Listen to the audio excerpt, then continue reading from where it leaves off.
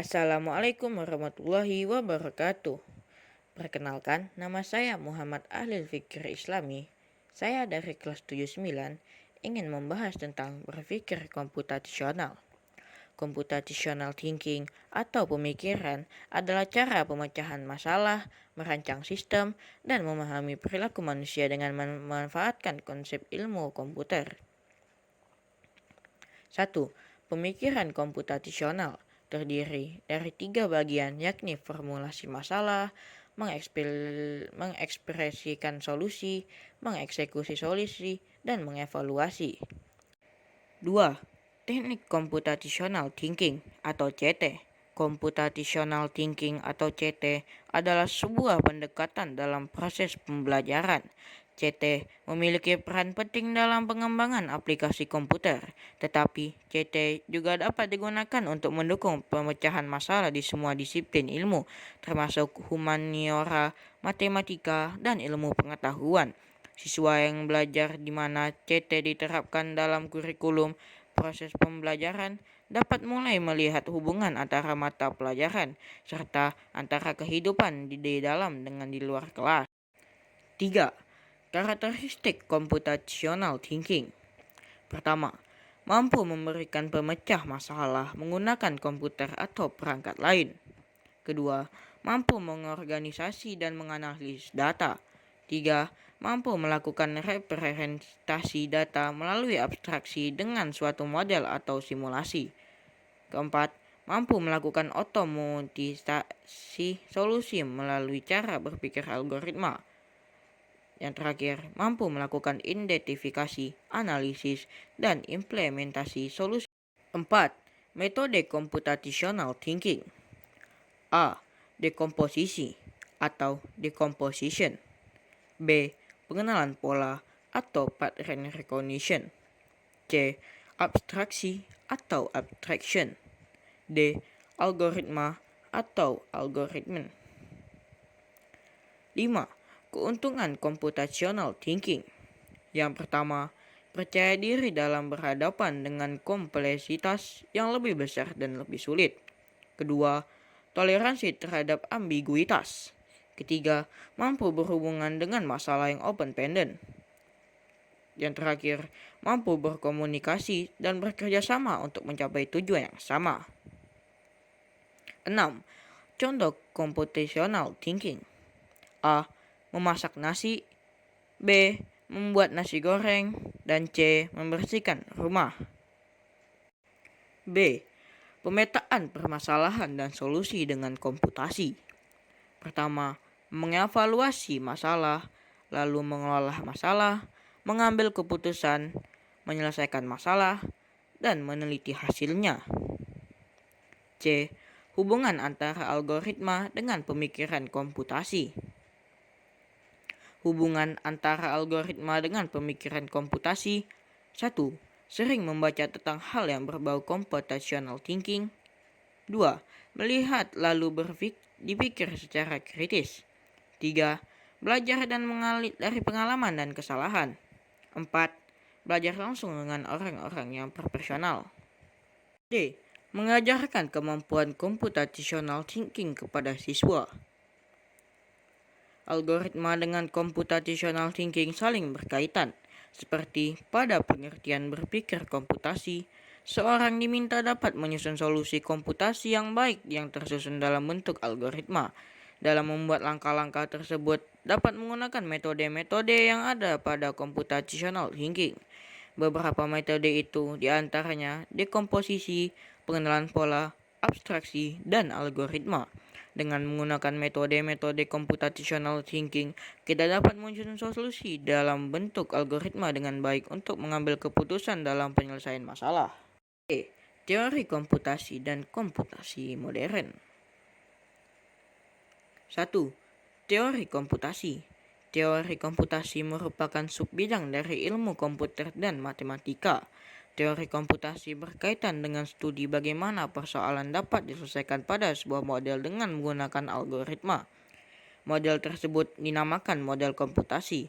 Model yang paling umum dipelajari dalam mesin Turing Turing dapat dipikirkan sebagai komputer pribadi dengan kapasitas memori yang tak terhingga, namun hanya dapat diakses dalam bagian-bagian terpisah. Di sekret teori komputasi dibagi menjadi 3 ranting sebagai berikut.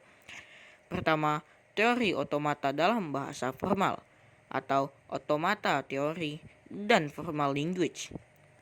Teori mengenai mesin-mesin abstrak dan berkaitan erat dengan teori bahasa formal. Kedua, teori komputabilitas atau computability theory memeriksa apakah persoalan komputasi dapat dipecahkan pada suatu model komputasi teoritas. Yang terakhir, teori kompleksitas atau complexity theory mengkaji kebutuhan waktu dan ruang untuk memecahkan persoalan yang diselesaikan dengan pendekatan yang berbeda-beda. 2. Komputasi modern. Komputasi modern adalah sebuah konsep sistem yang menerima instruksi-instruksi dan menyiapkan dalam sebuah memori. Memori di sini bisa juga dari memori komputer. Dalam kerjanya, komputasi modern menghitung dan mencari solusi dari masalah yang ada. A. Sejarah komputasi. Permulaan komputasi modern dimulai pada tahun 1962 oleh ilmuwan yang berasal dari Hungaria yang bernama John von Neumann. Berkat kepiawaian Neumann di bidang teori game, inilah ia bisa melahirkan konsep automata, teknologi bom atom, dan komputasi mode yang akhirnya melahirkan sebuah komputer. Secara kasar, kita dapat membagi sejarah komputasi modern ke dalam era berikut. 1.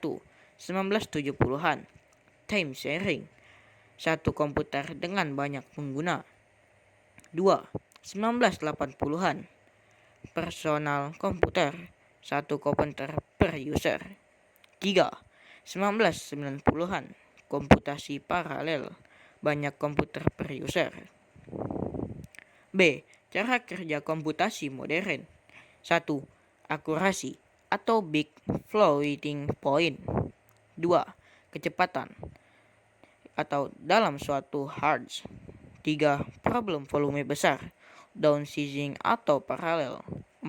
Modeling atau NNNGI. 5. Kompleksitas atau menggunakan teori Big O. C. Karakteristik komputasi modern. Komputer menyedia sumber daya bersifat heterogeneus karena terdiri atas berbagai jenis perangkat keras, sistem operasi, serta aplikasi yang terpasang. Kedua, komputer terhubung ke jaringan yang luas dengan kapasitas bandwidth dengan beragam. 3. Komputer maupun jaringan tidak terdedikasi bisa hidup otomatis waktu-waktu tanpa jadwal yang jelas. D. Dampak komputasi modern. Salah satu dampak dari adanya komputasi modern adalah dapat membantu manusia untuk menyelesaikan masalah-masalah yang kompleks dengan menggunakan komputer. Salah satu contohnya adalah statistik analisa data biologi yang mengacu pada teknologi untuk biometrik. Secara garis besar, biometrik merupakan pengukuran dari penganalisa karakteristik suatu tubuh atau individu. Terdapat banyak teknik biometrik yang berbeda, antara lain: pertama, membaca sidik jari atau telapak tangan. Kedua, geometri tangan. 3. Pembacaan retina atau iris. 4. Pengenalan suara. 5. Dinamika tanda tangan. E. Jenis-jenis komputasi modern. 1. Mobile computing atau komputasi bergerak. Mobile computing merupakan paradigma baru dari teknologi yang mampu melakukan komunikasi walaupun user sedang berpindah. 2. Grid computing. Komputasi grid adalah infrastruktur komputasi yang menggabungkan sumber daya komputer dan tersebar dari lokasi geografis yang berbeda untuk mencapai tujuan bersama. 3. Cloud computing atau awan. Cloud computing secara sederhana merupakan pengirim berbagai layanan komputasi, termasuk server, perangkat lunak, penyimpan data, database, jaringan, serta analitik melalui internet atau cloud. Sekian penjelasan saya tentang berpikir komputasional. Wassalamualaikum warahmatullahi wabarakatuh.